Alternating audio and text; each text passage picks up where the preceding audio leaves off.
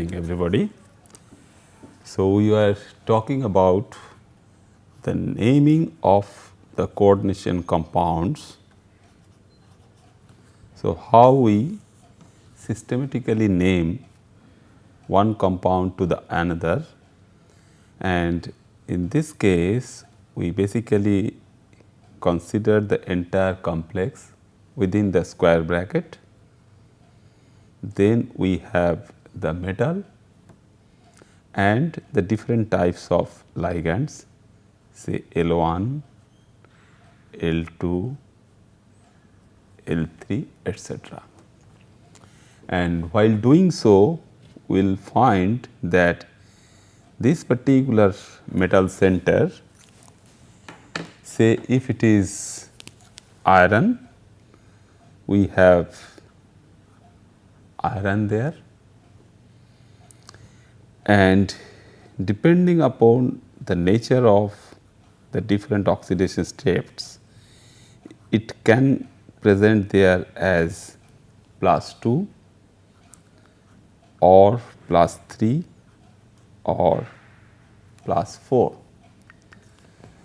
So, whenever we name the entire compound, we will also detail the nature of the metal ion, what metal center is present within the complex species and its different oxidation states, as well as the nature of the ligand, starting from the simple salt what we know. After dissolving any metal salt in water, we get the corresponding aqueous compound. So, when we put the aqueous compound with that of the metal ion in one particular oxidation state, we will also explicitly define and state in the complete naming of the compound that whether this particular ligand is present as a neutral species or an ionic one, or sometime as the cationic one. When some of these compounds, say some iron salt is reacting with NO as gas, nitric oxide gas, but it immediately giving up one particular electron and converted this particular species to the cationic species. So, knowing the nature of this particular ligand and its corresponding charge is also important, because that will balance the corresponding positive charge what is available on the metal center, as well as the other ligands, say L3 and L2, which can be neutral or which can also be anionic. And after that we can have some thing as the anionic charge balancing species, depending upon the overall charge of the complex species. If the overall charge on the complex species is cationic, if it is monocationic, we will have 1A of mononegative species, that means say perchlorate or nitrate or chloride. If it is a dicationic complex species, we will have A2 or some dicationic species like sulfate. Similarly, if this particular complex species, this can also be present as an anionic fragment also, and in that case, to balance the charge, we will have some cationic species like A. So, depending upon the charge on the anionic complex part, we will have the corresponding cationic species. It can be very well the same potassium ion or sodium ion or ammonium ion, and the corresponding charge, that means how many potassium or how many sodium or how many ammonium ion would be required to counterbalance the corresponding charge on the anionic complex. So, the second part of this nomenclature part of the complexes, we will see that one particular example we have taken here, where the iron center is present, and what we are just discussing, that we have the NO as some species present, and it is a well known compound. From our school days we all use this particular compound as a very good analytical reagent. So, metal complex of iron can serve the purpose of an analytical reagent which can detect very nicely the presence of some other species. That means, this complex can have some characteristic signature which can be changed if it reacts with some other analyte. So, metal complex can react with some other analyte to give some change of the property of the metal complex. That means, some of the part of the metal complex, it can be the metal ion, it can be the other part, that means the ligand. The first ligand is Cn minus, the cyanide ion, or the nitrosyl cation. This NO is present over here as NO plus, as nitrosyl cation. So, the entire compound can react with sulfide ion S2 minus for its detection, and this NO plus is basically reacting with S2 minus, giving rise to the corresponding another anionic species which is NOS. So, how we can name this particular complex, because it has all these things are there, the metal is present, this can be considered as L1 and NO can be considered as L2, and this particular part, the entire part is the anionic part. So, we need the presence of K, that means the potassium, or the cationic part, and this particular cationic part can be counterbalance the corresponding anionic charge on the complex and the number of water molecules as water of crystallizations. So, this particular compound, nicely when we name the compound, we should have some good idea about what type of compound is it. So, we have 4 cyanide ligands. So, all of them are same, and one is NO. So, NO is binding towards the iron center through its nitrogen atom. So, directly you can have this iron nitrogen bond coming from the NO, and we have the 2 Na plus, because the complex species has 2 minus negative charge. So, how we can name this particular compound, and the nature of the compound is also well known, is a very good red crystalline, dark red crystalline compound, is in powder in nature also. And since it is a sodium salt, because we can have all other different salts also possible, we can go for the corresponding potassium salt, we can go for the ammonium salt as well, but this particular compound is very easily made in the laboratory, and the red beautiful compound is basically give us the corresponding good solubility in water, because this complex is a sodium salt, and as we all know, the sodium salts are highly soluble in water. So, it has good solubility in water, and in water it gives some red colored solution. So, when this compound reacts with sulfide anion, say S2 minus, and this S2 minus can come from sodium sulfide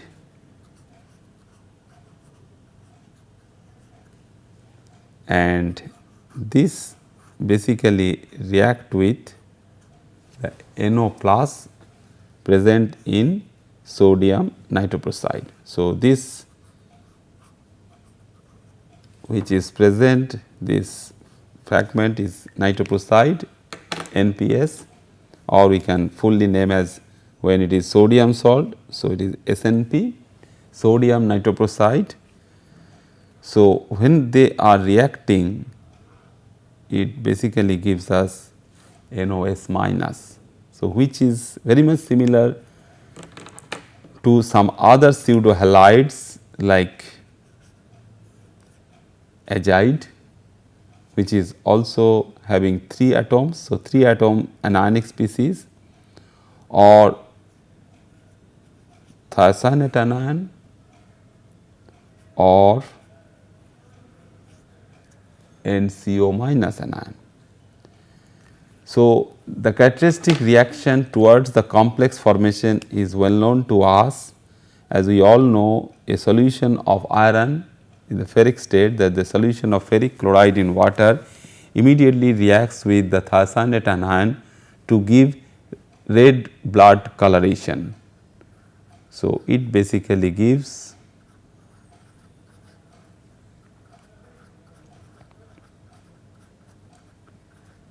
red blood coloration. That means, we can detect the presence of thiocyanate anion by knowing the color change from a very light yellow solution of ferric ion by the corresponding SCN minus anion as potassium thiocyanate or ammonium thiocyanate, which is also colorless, but when it goes to bind to the iron center, it gives a very characteristic red blood color, which can be identified as the formation of the complex species based on FeNCS bond.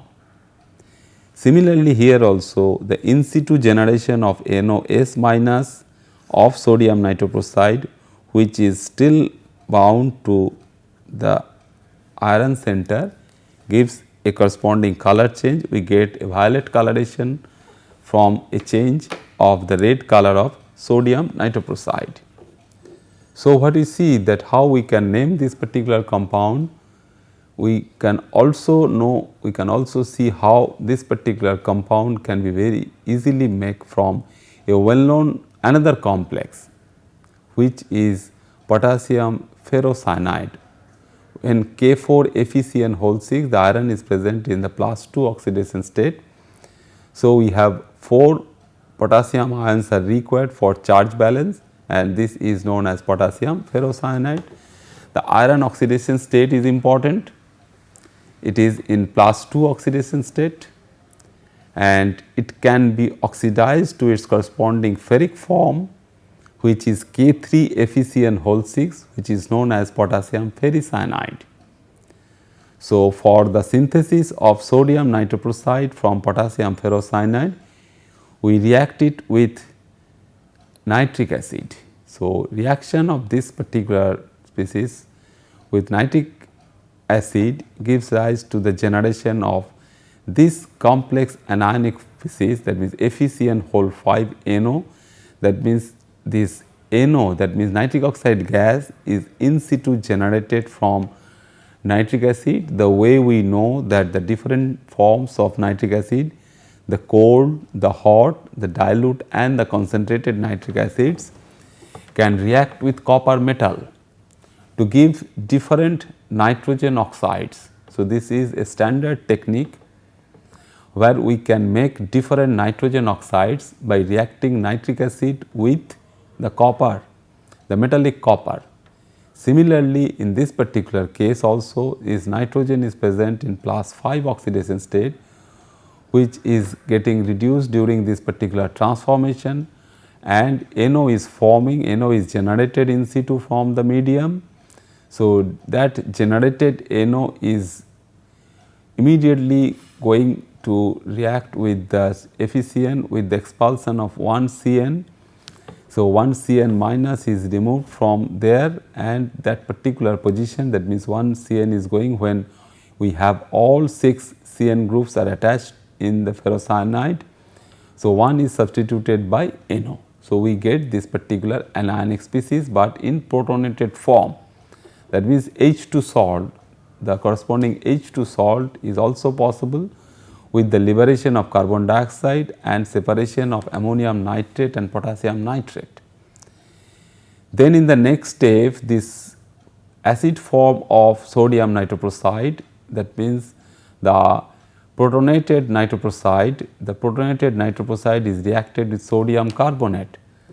Since it is also acidic in nature, it immediately reacts with sodium carbonate with liberation of carbon dioxide and water, and the compound is getting transformed to its corresponding sodium salt. So, that is why this is the procedure where we can prepare sodium nitroprusside from potassium ferrocyanide.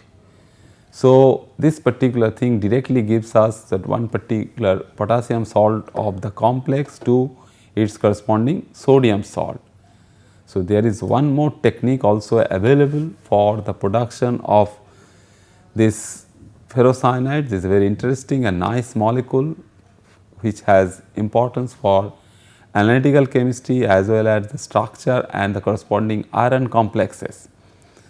So, like nitric acid, where we are providing nitrates as anions, here nitrites are also we are providing, and we all know this analytical test for nitrate and nitrites using the ferrous sulphate solution. The cold ferrous sulphate solution is the laboratory is through the Brown ring test, and that Brown ring test also gives us the corresponding NO plus attached to the iron center with 5 water molecules there. Similarly, these two reactions, these two synthetic procedures, that means the production of sodium nitroprusside, gives us these important informations that both nitrate as well as nitrite ions can generate NO species with the reaction of sodium or potassium ferrocyanide. So, here NO2 minus is providing us with the corresponding NO with the liberation of 1 Cn minus anion and 2 hydroxide ions. So, this differentiation for this type of ligands and the number of ligands, because in this particular case what we see that we have two types of ligands, one is the corresponding Cn minus and another is the corresponding NO. So, when large number of these ligands are present and during naming the corresponding compound, we basically indicate the corresponding numbers as the corresponding prefixes as di, tri, etc. That means, when we have 2 ligands we call it as a di, when we have 3 such ligands we call it tri, and when we have 6 or 5 cyanides we call it as a pentacyano or hexacyano species. But the rule is not applicable to all. When we have organic polydentate ligands, that means say some polyamines or amino acids are there, when the ligands present, that means simple ethylene diamine, En is ethylene diamine and EDTA is ethylene diamine tetraacetic acid. When they are going for deprotonation, it gives ethylene diamine tetraacetate anions, have 4 anionic charges. So, this ligand has already ethylene diamine. So, diamine part is there and which is ethylene diamine tetra, di and tetra, both the two terms are there. So, in that particular case we will consider instead of di or tri in the normal case of nomenclature, like the presence of 4 chlorides or 4 nitrates or 2 chlorides or 3 nitrates, we call them as bis, tris or tetrakis. So, wherever we have the normal ligand nomenclature as mono, di, tri, tetra, penta and hexa, will be considered as bis, tris, tetrakis, pentakis and hexakis when we have polydentate organic ligands bound to the metal center.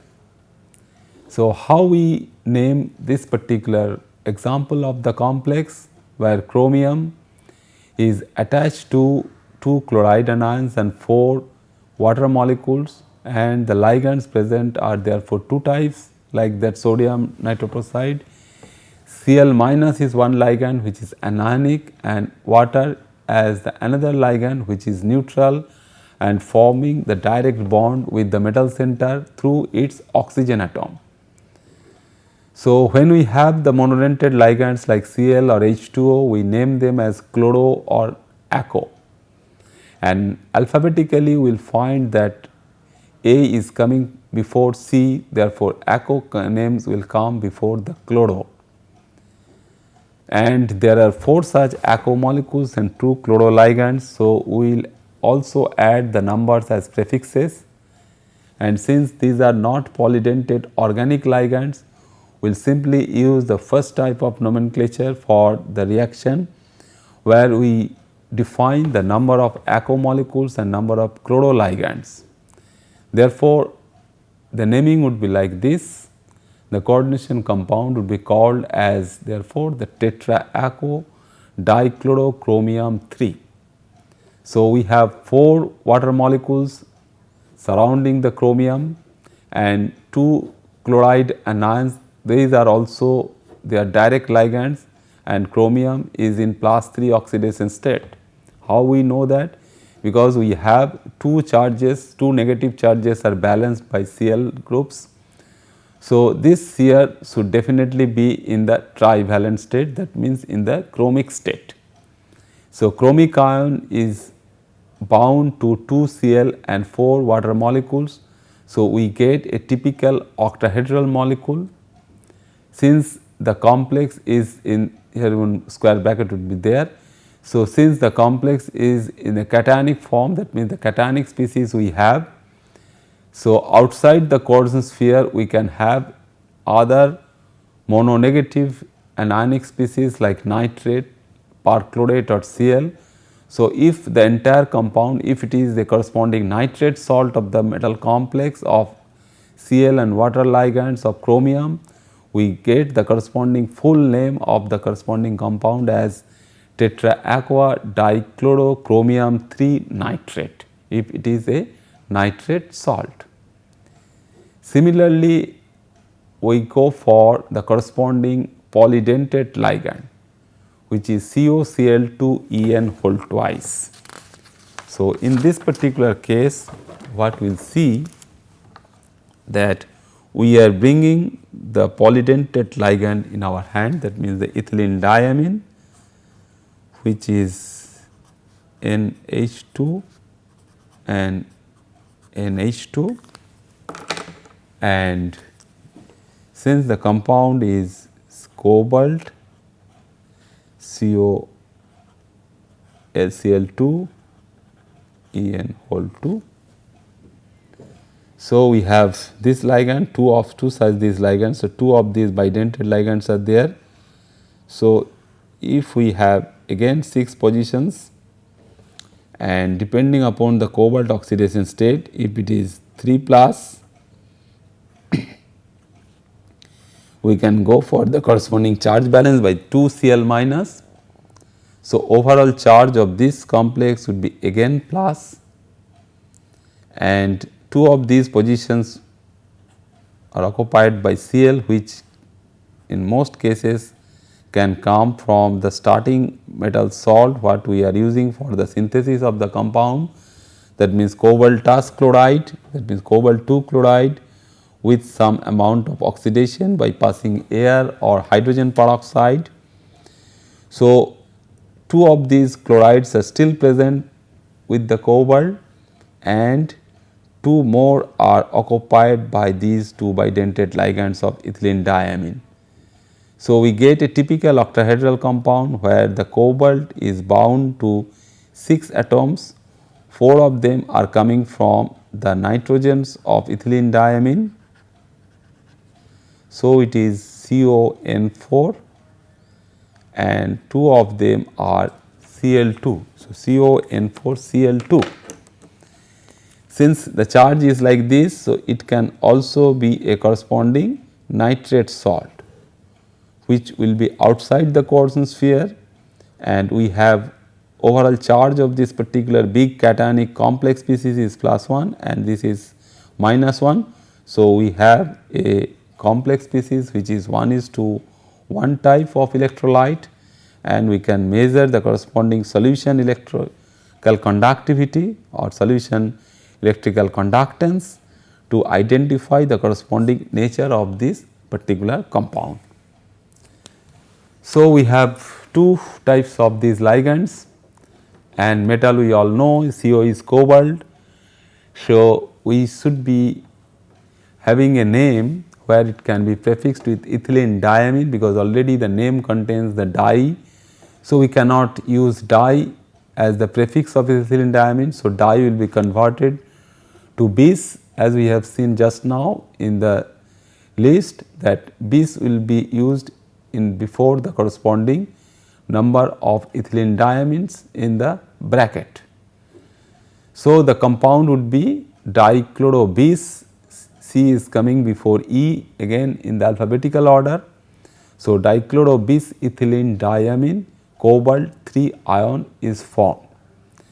So, if the complex species is written in the form of positive charge, we can call it as a cobalt 3 ion, but if it is the corresponding salt, that means the nitrate salt or perchlorate salt, we will name it as dichloro-bis ethylene diamine cobalt 3 perchlorate or dichloro-bis ethylene diamine cobalt 3 nitrate. Similarly, we just concentrate our attention while we name the corresponding metal center and its oxidation state. Just now we have seen how we can assign the corresponding metal center if we do not know the corresponding exact oxidation state of the metal center. If the metal center has undergone some oxidation like cobalt 2 to cobalt 3 by the oxygen present in the air or by using some reagent like hydrogen peroxide. So, assignment of the metal oxidation state is therefore important. So, formal name of the metal and the oxidation state we should know, and we should number the corresponding oxidation state in Roman numeral within parenthesis.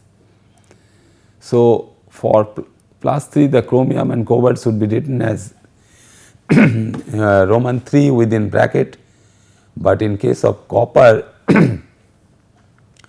the oxidation state of +2 is denoted as copper 2.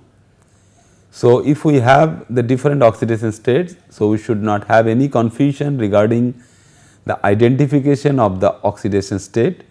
We should straightway name the corresponding oxidation state as +2 or +3, or sometime we can have any metal oxidation state as +4. But if we see doing such operation on naming of these compounds, the overall charge on the complex is anion. So, we can have some metals are there and we can have the corresponding name. When it is copper, we name this as copper 2. If it is the corresponding tetraamine copper salt, so we call it as a tetraamine copper 2 ion.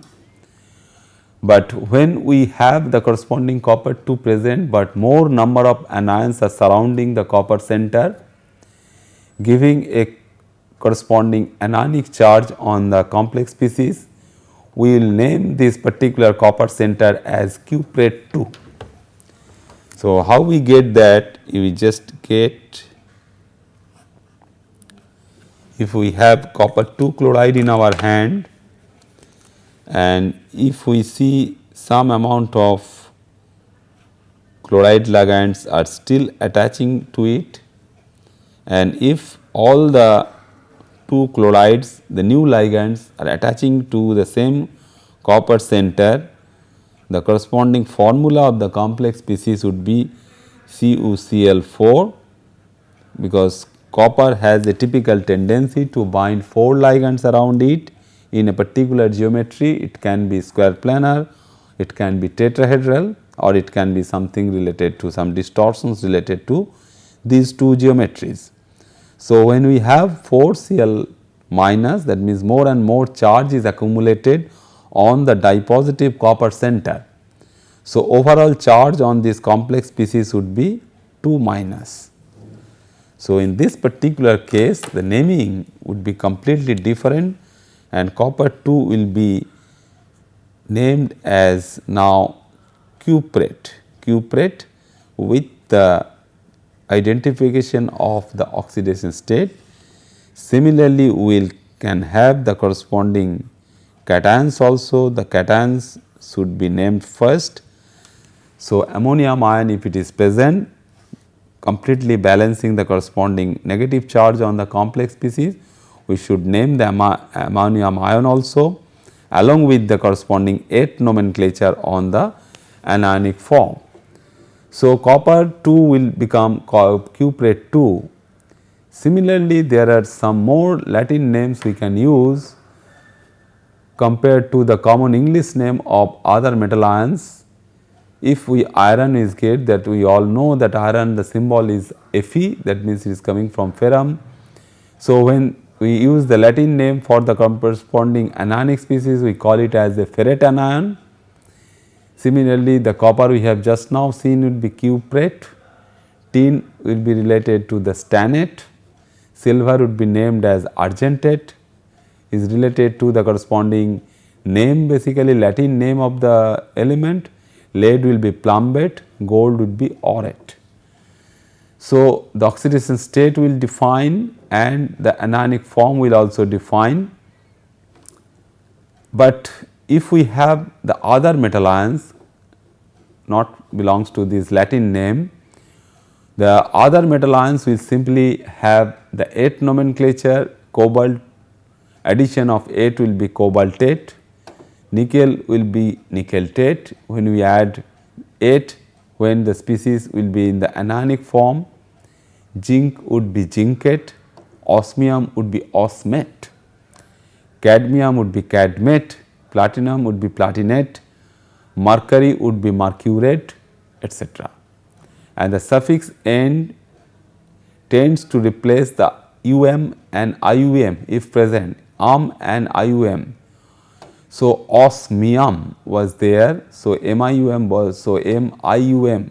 So, that ium has gone from osmium and this has become osmate.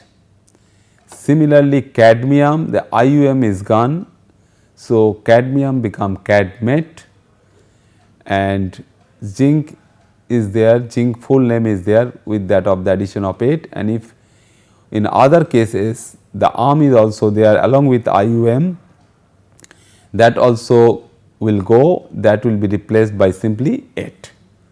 So, that nomenclature will give us some good idea about how we name the very simple species like that of the addition of say CrCl4, if it is in the +3 oxidation state, it would be CrCl1 minus.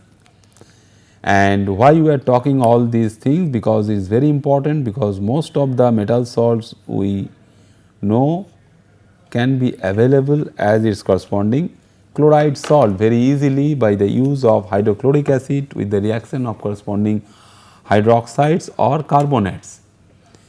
So, these chlorides, when they are taking up more number of chlorides, can be the corresponding example, very simple example for the anionic complex.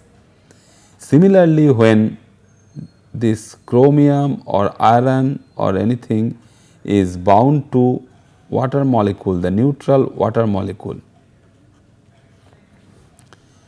and we all know, we have been discussing this for several our classes, that when iron in +3 oxidation state is bound to one water molecule, we have so many of this type of FeO bonds, and the pK of this bonding will change compared to the free water molecule, and we get immediate deprotonation. So, deprotonation will take place,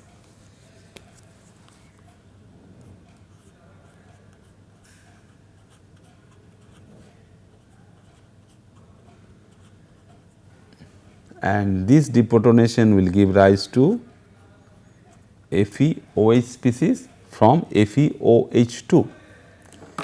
Similarly, if we can see that we have more number of these groups, that means if we just consider 4 such water molecules were there, and we can have 4 different pK values, pK1, pK2, pK3 and pK4, and after all deprotonation it gives rise to some FeOH type of species which will have a negative charge, because this type of species are very useful also, because when they are forming as the mononuclear fragment, it immediately can go for the bridging, because compared to iron, this hydroxide anion has some more potential which is more effective to bind two metal center,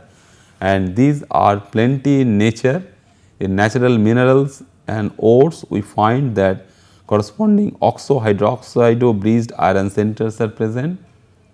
Also in the biological systems, the iron bound by oxo or hydroxo functions are plenty in number. So, if we just see that the same thing is happening over a chromium center.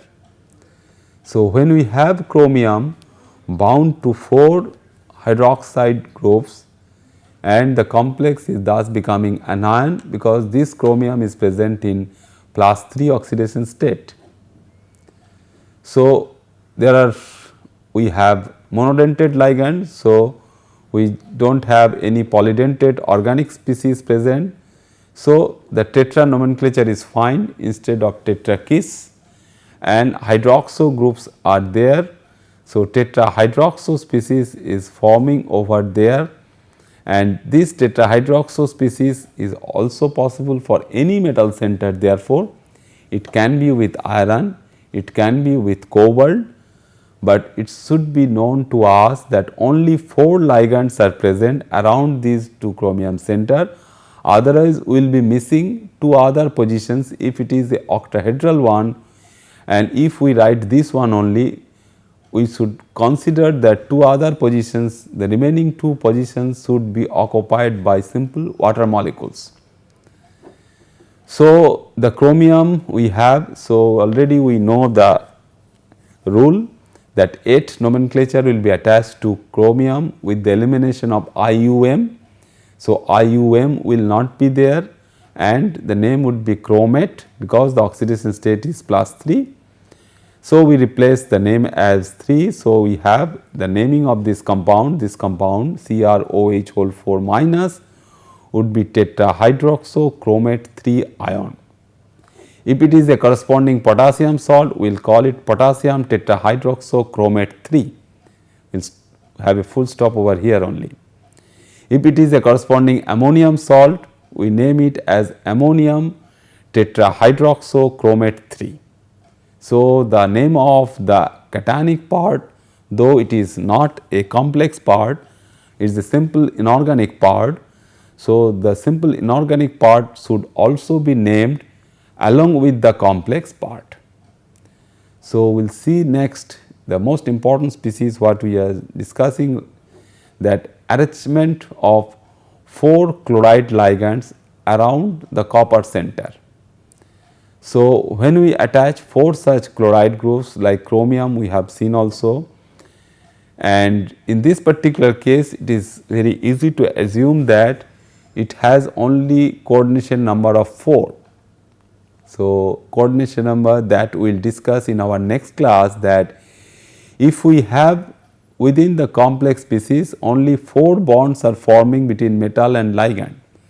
So, if we have only 4 ml bonds between metal M and ligand L, we will consider this as a species where the metal center has a coordination number of 4, and this is the limitation for some metal center, because some metal center can go low coordination number like silver, gold etc. they can have a coordination number of 2, but in this case its number is restricted to 4. It is not going to 5 and it is not going to 6 also. So, the naming is very easy, as we have learned now. It would be tetrachlorocuprate 2 ion. If it is ammonium salt, it would be ammonium tetrachlorocuprate 2. So, this ion part will not be there, full stop will be here. So, some of these well known thing which is known in the literature and is known in the books also, that how we can consider some of these chloride complexes of copper chloride, that we are discussing, that this is the simplest cupric chloride compound. CuCl2 is the simple cupric chloride, and if it is reacting with more chloride, initially it can react with concentrated hydrochloric acid or any other chloride salt to give you CuCl4 minus, it would be 2 minus, CuCl4 2 minus, and if it is the corresponding ammonium salt, so ammonium salt is NH4 whole 2 CuCl4, the naming would be ammonium tetrachlorocuprate 2 And if we want to know the corresponding structure in the solid state, we grow the single crystals, and X-ray diffraction gives rise to the corresponding molecular structure determined by X-ray diffraction. We get something where we find that this is basically is not a tetrahedral one, it would be square planar one. And in crystal state, that means in the solid state, the crystal packing would be such that this particular one, this chloride center will share another chloride of the next molecule. Similarly, from the bottom side, from the lower side, it will also share another chloride of the next molecule. So, sharing of these free end of the chloride groups makes one particular center as a octahedral one, and which is not a true octahedral one having 6 coordinate sites or coordination number of 6, but it would be considered as a 4 plus 2 octahedral coordination. 4 is from the same metal ion and 2 is coming out through sharing from the adjacent metal centers. So, the ammonium salt would be crystallizing as the corresponding species which would be octahedral in the solid state through sharing. But if we just try to crystallize it in its corresponding cesium salt, this would also be 2 minus, like this is it would be 2 minus only. So, cesium 2CuCl4, which is cesium tetrachlorocuprate, but this time the structure is different because of this presence of this cation, because the size of the ammonium ion is small. So, we can get the corresponding networking or some supramolecular interaction between the CuCl4 2 minus species for chloride sharing, because whenever we have the corresponding crystal packing, we see that this is the anionic part. So, cationic part will be coming in between two anionic parts. So, there are some void spaces, and void spaces would be occupied by the cations. But in this particular case, the size of the cation is very less, which is ammonium ion. So, void spaces are of different type and which is very small and which is not inhibiting the corresponding sharing from the adjacent molecule through its Cl. So, if we have the cesium which is a bigger cation, individual species will remain as in a flattened tetrahedral structure, and we do not get such sharing of octahedral species. Similarly, if we have one type of bridging of this can be obtained in some potassium salt or ammonium salt of this KCuCl3 or ammonium CuCl3 with a mixed of these two, we get the potassium ammonium salt of Cu2Cl6, and these stack together to give the elongated tetrahedral coordination, elongated tetrahedral geometry around this particular copper, and we have the corresponding sharing of this. So, we get a chloride bridge dimeric form. Similarly, if the bridging is extended further, so it is another form of CsCuCl3 which is completely different from CS2CuCl4.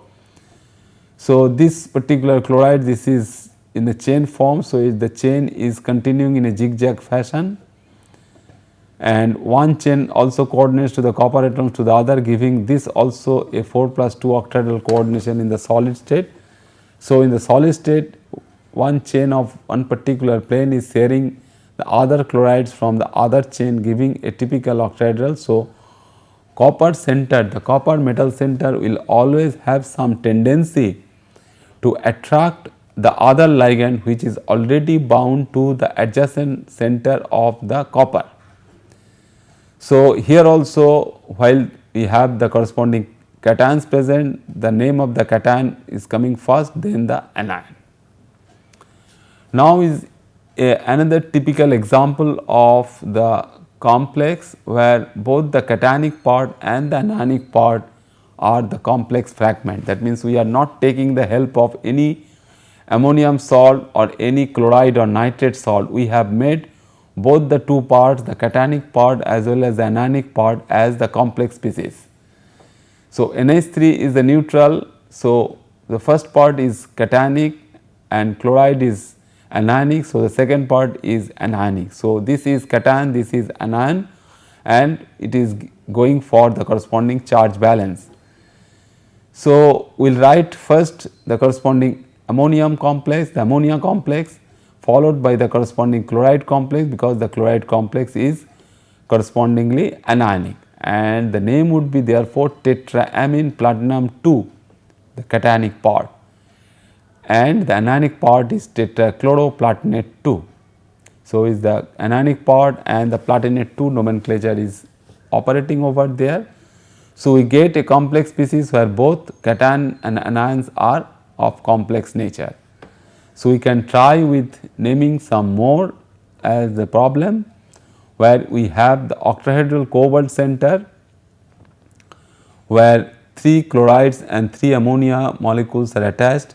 Similarly, we have the cobalt. In our future classes we will discuss the isomerism, where the isomerism will tell something related to the binding of the nitrite anion differently to the cobalt center, which is through oxygen. Here we have the cobalt oxygen bond, which are 3 in number, because we do not have any mixture between these. That means one is bound to nitrogen, another is bound to oxygen, but all are of same type.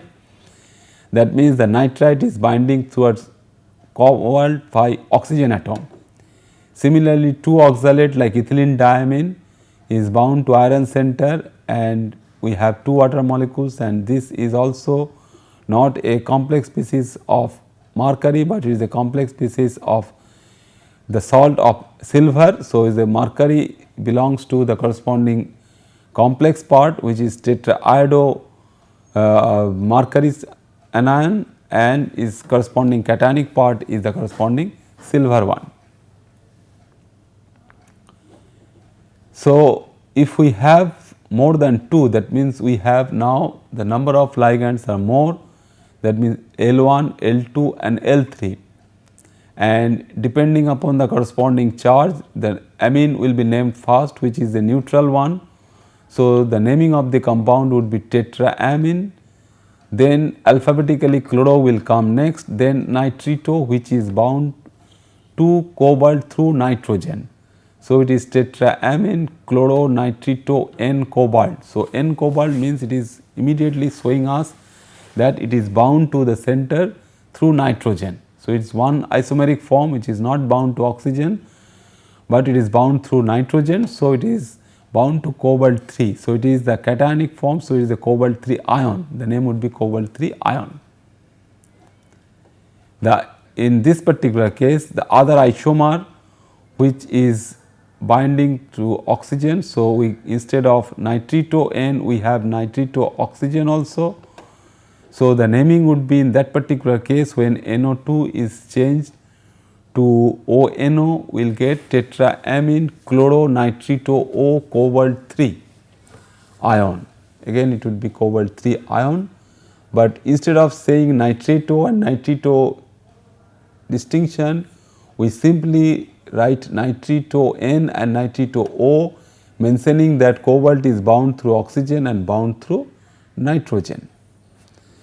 So, instead of nitro for NO2 and nitrito, these are some older definition that we write. When it is bound to nitro we call it nitro, and when it is bound through oxygen we have the nitrito. So, either we can write in the nitro and nitrito form, or the modern nomenclature we just write as nitrito N and nitrito O bind towards the cobalt center. Now, once we write this particular species as the corresponding compound, the name is in our hand. Now, the reverse one, that when we have the name, one particular compound name is given and you have been asked to write the formula. So, what type of formula you can have? If is a very simple one having 6 ammonia molecules around it. So, how will you write? So, once we decipher, once we know the names from here, which is hexaamine cobalt 3 chloride. Once we know the thing, that means when we write the name over here as hexaamine cobalt 3 chloride, we should be able to write nicely the corresponding formula of the compound. How we write cobalt? its corresponding charge, knowing the corresponding charge on it, and the number of ammonia molecules and number of Cl3, because we have several other isomeric composition where more number of Cl minus will come within the coordination sphere. So, the name will be in our hand and we will write the formula from there. In different order than its name, the chemical symbol of the metal center is written first, the ligands are written next, with anion ligands coming before the neutral ligands. If more than one anion or neutral ligands are present, will be written as alphabetical order according to the first letter in their chemical formula. So, these are the different things that we just consider, that the ligands, the naming of the ligands with anion ligands coming first before the neutral ligands. So, once the name is there, just on the element, the number of atoms is not indicated with a prefix. Since it still has to be written in the formula, it is determined by balancing the overall charge of the compound. That means, how many anions are required for charge neutralization, such as this, which is tetrafluorochromium 6 chloride, it becomes CrF4Cl2. So, we are not writing that it has 2 chloride, the italics form is the chloride. The number of chlorides we do not mention, we just only see the charge on it, the oxidation state of the chromium and how many chlorides are required for charge balance. Then it would be Cl, then it would be Cl2 or Cl3. Similarly, for amine tetraacochromium 2, we have this water, then amine functions, and we just go for the corresponding charge neutralization and we see that 2 anions would be required. So, when we have all neutral ligands, we alphabetically ordered them. So, with water before NH3, so water will come first alphabetically, then ammonia will come, which is opposite to that in the complex name, since one uses the chemical symbol and another uses the name of the ligands. In one case we use the names, in another case we are using the corresponding symbols. So, we have the amine sulfatochromium 2, where sulfate is an anion, so it comes before NH3. So, sulfate is in the coordination sphere, so we go for the corresponding sulfate name first. So, amine sulfatochromium 2 when we write the formula. Similarly, amine tetraacochromium 2 sulfate is also like this. So, amine will come next, water will come first, then potassium hexacyanoferrate, we have discussed it. Then we will have another molecule which is cisplatin, and we will discuss in our next class. We will finish this part, the remaining part, that how we will name is wonderful molecule which is cisplatin, and how we name it and how the molecular formula is coming and how the different geometries will be related to this particular important molecule. So, this particular molecule will be named like this. We have 2 ammonia molecules there, we have dichloropplatinum center is there, that means 2 amine molecules are there. So, it is basically platinum